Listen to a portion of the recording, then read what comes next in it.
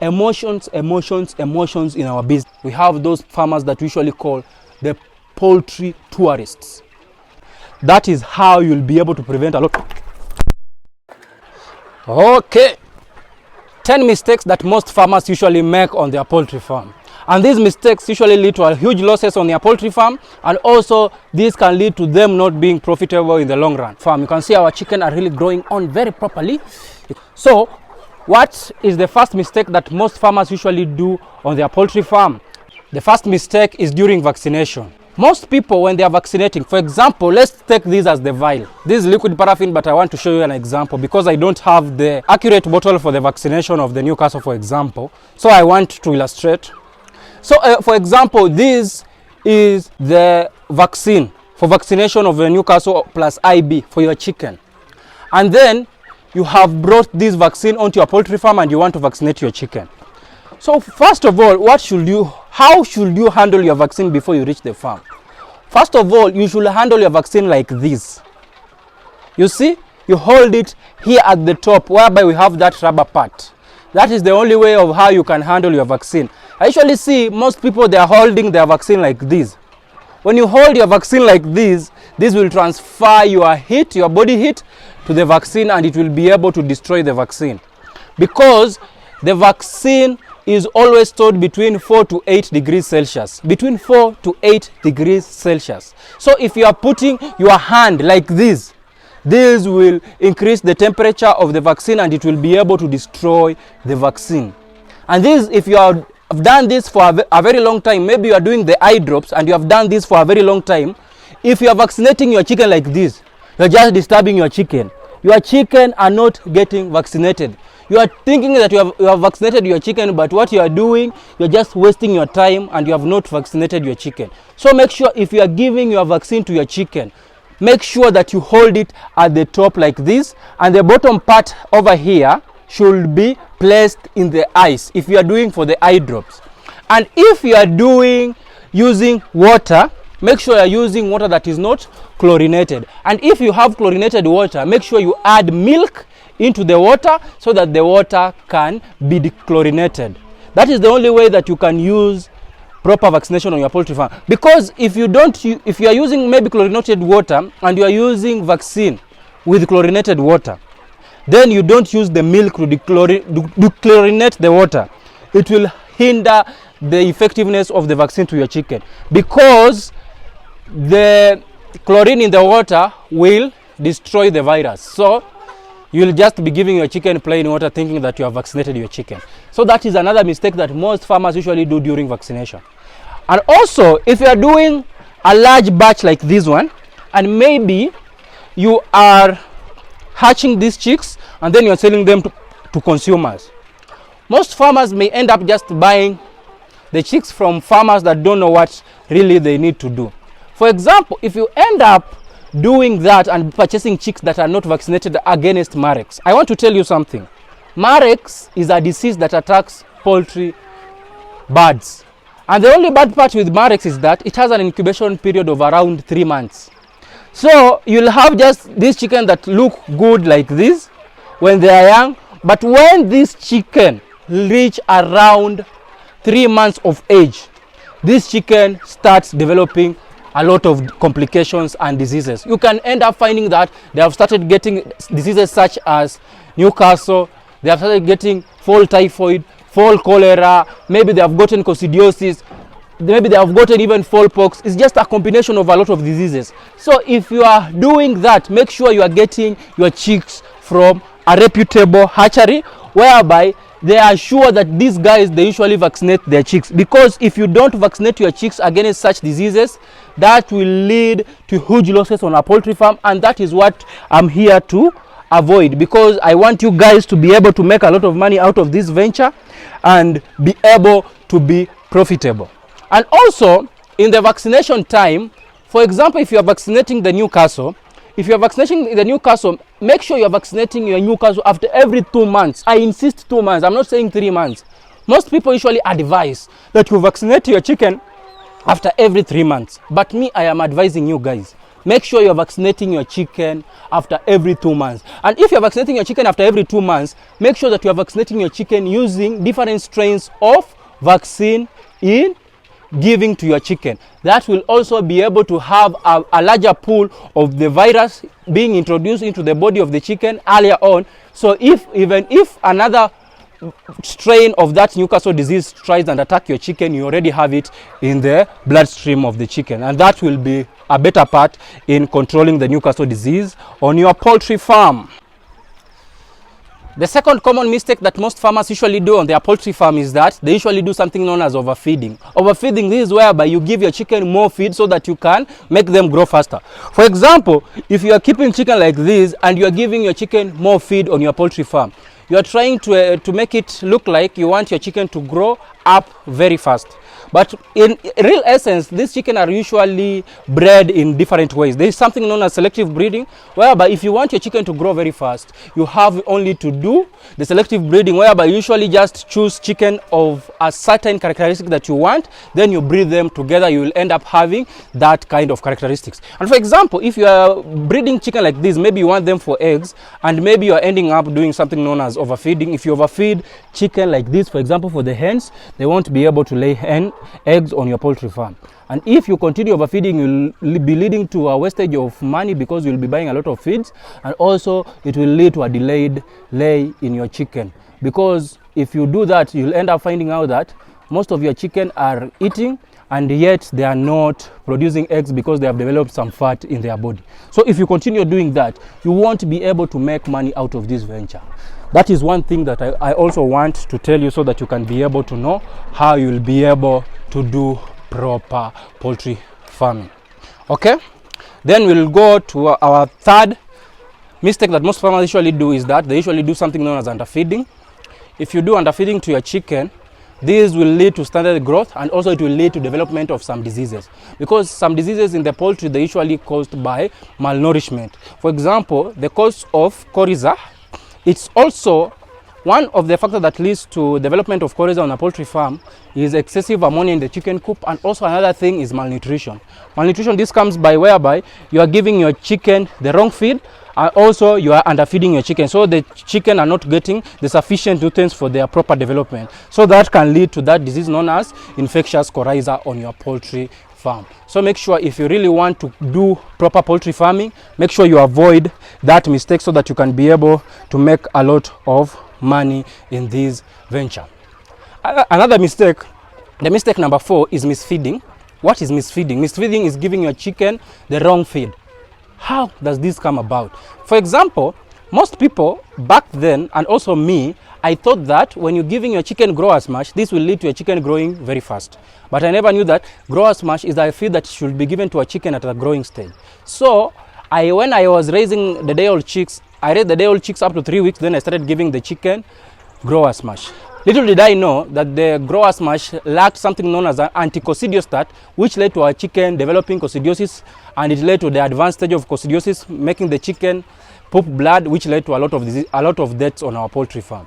So that is how misfeeding comes about, giving the wrong feed to your chicken. So if you are raising chicks, make sure you are giving your chicken proper chick mash from day 1 up to week 8. Then from week 8 up to 5% of your chicken laying, you will give your chicken growers mash, if you are putting for these kind of breeds that you want the eggs from them. But if you are putting for the broilers, make sure you follow the procedures of how you should be able to feed your broilers up to 42 days so that you can be able to sell them. But for the broilers, it is a very short term, so it is just an easy way, because you'll end up selling the birds at a very faster rate compared to layers, because they will end up sitting with you for the longest time. So you just have to follow all those instructions as I have said, and you'll be able to make money out of this venture. And also, another mistake that most farmers usually make on their poultry farm, and they end up getting a lot of losses, is that maybe they end up misdiagnosing diseases. You see, for example, the early signs of gumboro and the early signs of coccidiosis, they are almost similar, whereby you can get this brown poop. So you may end up thinking that your chicken are suffering from coccidiosis. Maybe your chicken have been affected by gumboro. Okay, so make sure you vaccinate your chicken against gumboro, because the benefit of Gumboro is that it usually only attacks chicken that are 8 weeks and below. If the chicken are above 8 weeks of age, they won't be able to be attacked by Gumboro. And Gumboro's first signs of Gumboro is huddling, whereby you find the chicken, they try to climb on top of one another. That is one sign of your chicken that are suffering from Gumboro. Okay, so if you are able to do that, you'll be able to prevent Gumboro on your chicken farm. And also, if you have been able to misdiagnose the diseases on your poultry farm, this can lead you to giving your chicken the wrong antibiotic. If you end up giving your chicken the wrong antibiotic, this can lead to drug resistance later in life in the chicken, or also the offspring of the chicken, whereby you have given the wrong antibiotic to the chicken, thinking that you're treating a certain disease. Maybe the chicken is suffering from another disease, and this also can lead to losses, whereby you can find out that some chicken can die on the poultry farm because you are treating a disease that is not being treated. So you get what I'm meaning. So make sure if you are doing that, you follow all those things so that you can be able to get a lot of money out of this venture. And that is one thing I usually tell people. This is a business. I'm doing poultry farming as a business, and I'm not doing poultry farming as a hobby. You get me, people from Uganda, Banange. Yes, so that is what I'm talking about. Okay, another thing that most farmers usually do is wrong housing. I will continue talking about the wrong housing because I think wrong housing is what brings to 80% of the diseases on a poultry farm. Okay, because if you construct your house the best way, you'll be able to prevent a lot of diseases from attacking your poultry. And that is what I want you guys to do. Make sure you construct the best poultry house. As our poultry house looks, it's open on both ends, and I will continue showing you guys this thing in every video. I'll be able to explain to you the benefits of using proper housing so that you can be able to make a lot of money out of this venture. Another big mistake that most farmers usually do is that the placement of feeders and drinkers on their poultry floor. Okay, for example, as you can see over here, this is in terms of biosecurity, but I'll just tell you why I am insisting on that.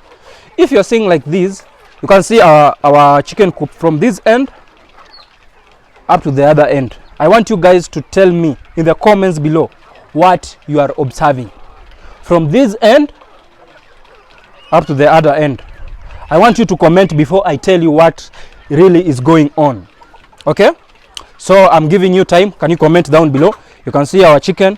This is a breeder stock. There's a way that you have to feed them. That's why we are not giving them feed continuously. That is why I've told you the biggest mistake that most farmers usually do is they do something known as overfeeding, and overfeeding is what we want to prevent. I think now you have commented down below what you think you have seen. You can see our feeders. Our feeders, they have been raised from the ground. And you can see our feeders, how clean they are. Sparkling clean.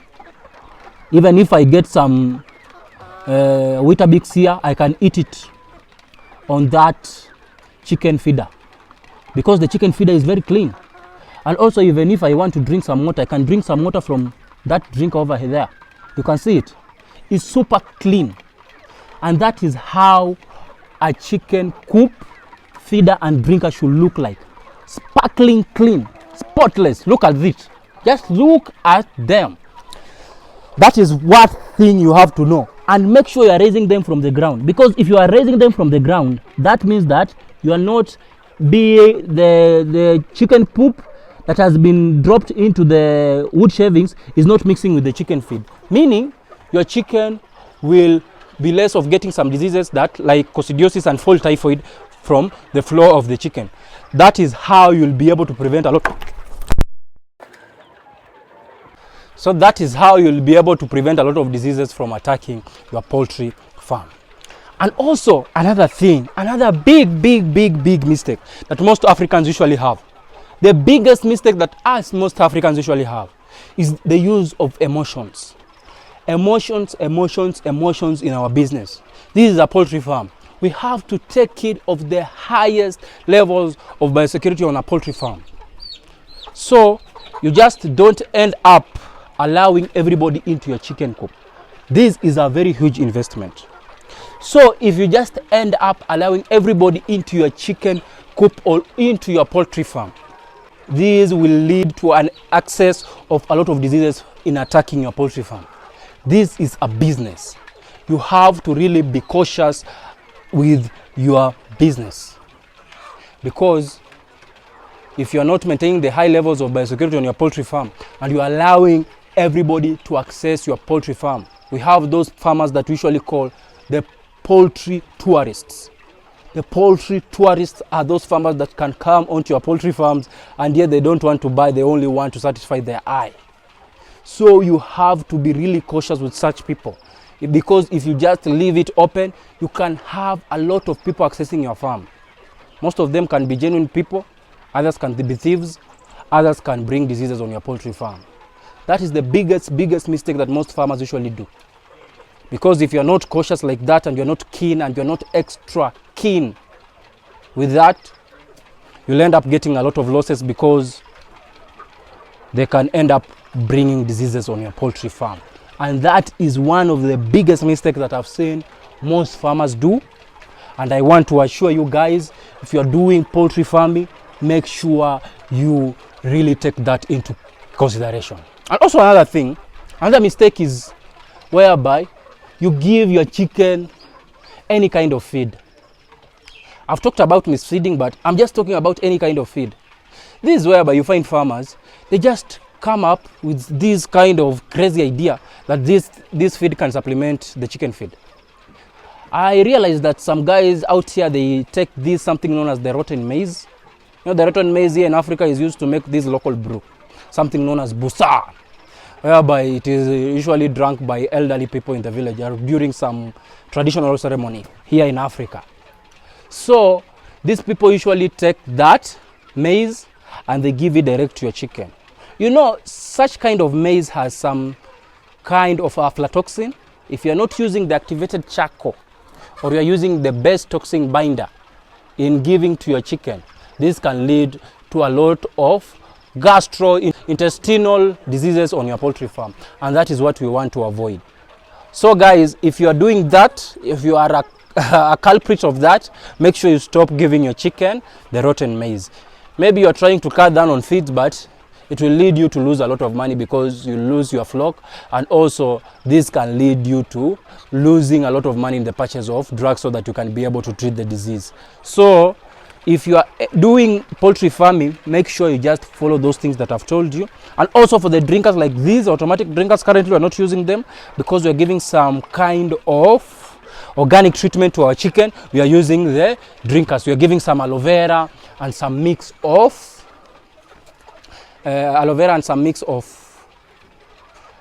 garlic and ginger to our chicken. And also another thing, most farmers, when you are giving your chicken these antibiotics, these chemical antibiotics to your chicken, as you can see on top there, on the sachet it's usually written, give your chicken between 5 to maybe between 3 to 7 days, around there. Make sure once you have opened that sachet, don't keep the sachet in your house for over a month. That drug will already have lost its purpose. So if you are giving that drug to your chicken after a month after you have opened it, just know that you are giving your chicken plain water. There is nothing of importance in that sachet. That is most people that don't know about that. And I've just tried just to put it there so that most of you can get what I'm talking about. So guys, if you really want to know more about poultry farming, make sure you subscribe to the channel and like the video. For those guys that want to support the channel, they can click the join button and have a membership, whereby each month we will be posting new detailed video about my masterclass, whereby I'll be teaching you guys the deep things in the poultry industry. I won't just be brushing on top as we are doing now, and I'll also have a live with you guys. So make sure if you want to support the channel, you can join the membership. Down there, there's a join button, and you'll be able to thank you big time. So guys, that is how you'll be able to make money out of this venture. Guys, if you haven't watched the 10 things that I wish I knew before I started poultry farming, click here.